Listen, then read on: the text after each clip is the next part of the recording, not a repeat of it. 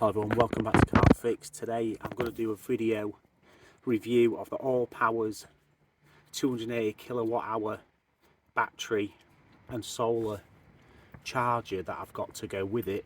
So just a quick overview of this. It is a 288 kilowatt hour battery and power station. You can use it on your normal UK plugs. You can use it DC or USB to charge multiple devices, or use it as a bit of a generator if you need to. So just to start off with the features, there's a wireless charging pad on the top for your phones and other wireless devices. You've got 2 LED lights. You've got a Bluetooth mode, so you can monitor the status of the battery with an app, which the app I'm not going to go into on this video, but I don't think it's very good. And then you've got DC charging for the USB-Cs and the DC outputs. So there's 3 normal USB-Cs and 1 USB-C, which I think can charge up to, I think, 60 watts. So what I do is I run my work laptop off this battery, and you've got the AC mode, which turns the fan on. You should be able to hear it. So you can run, obviously, something that's plugged in with a full 3-pin plug. So what I will do now is I'll just show you the solar. So this is an Anderson solar panel connector. That's a DC input, so you can charge it via the supplied power pack, and you can also charge it via a car 12-volt adapter. So what I have this plugged into, if I just turn you around, is a 100-watt Renology solar panel from Amazon. This panel is £100 and it's 100 watt. So it just uses the standard solar MC4 connectors. The reason why I chose this panel and not the All Powers foldable one is because this panel can be mounted permanently outside. It's a bit more sturdy. Yes, it's a bit more bulky, but I can leave it out in the rain. I don't have to pack it away every single time I don't want to use it. I think some of them foldable solar panels, they're not waterproof, so they're no good if you want to mount them to your shed or whatever. This is obviously a temporary setup. Long term, it'll probably go on top of that shed. So we'll go back to the battery now.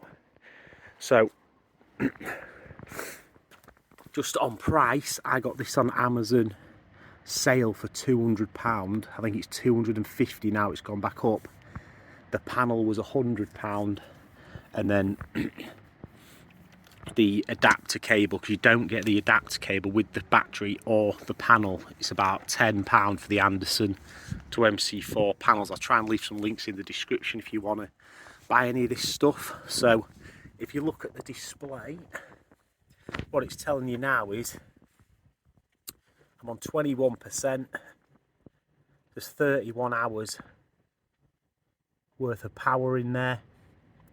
And what that is displaying here, it displays what's in and out. So currently we're on a shade, in the shade at the moment, or partial sun. You can see it's charging it at 12 watts from the solar panel. So it's coming from the solar panel into here and charging at 12 watts, and as you can see, the battery is now going up and down. I have got a device here, so I've got a normal power bank, solar power bank. So if I stick that on there, if I stick the charger in the USB socket,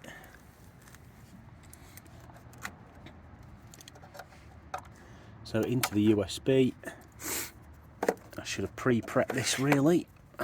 It's hard to do with one hand. And if I plug that into the bank,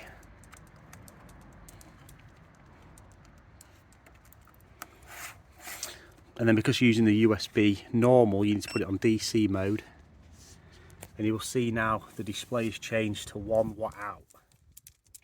2 watts out, so it shows you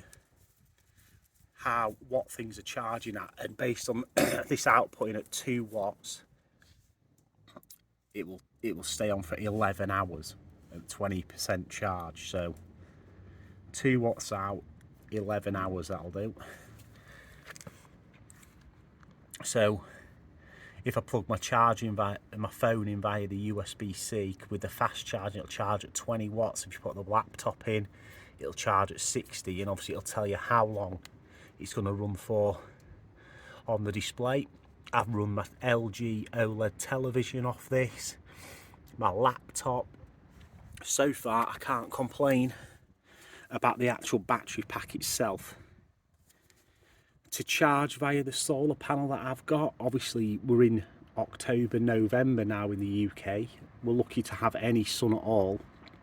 So just to get any kind of charge out of it, so if I pull that out, you can see we're going back to solar in on 3 watts at the minute because of the cloud cover, but I've seen this on a bright sunny day charging at I think 60, 70, 80 watts.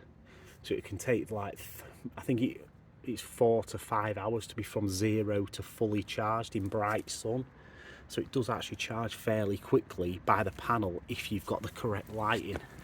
Obviously you can charge this via the mains, your car, if you want to use it for camping or whatever, but I literally use it to charge all my phones, all my devices, all my laptops, because I work from home, so I charge my laptop with it all day just to take some usage off the grid.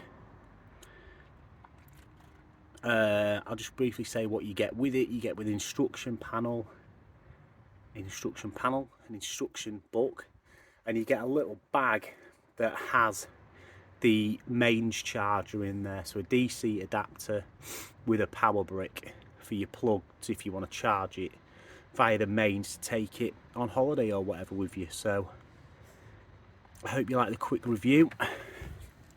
It's a small and light, easy to move around. I think it has a 300 watt peak.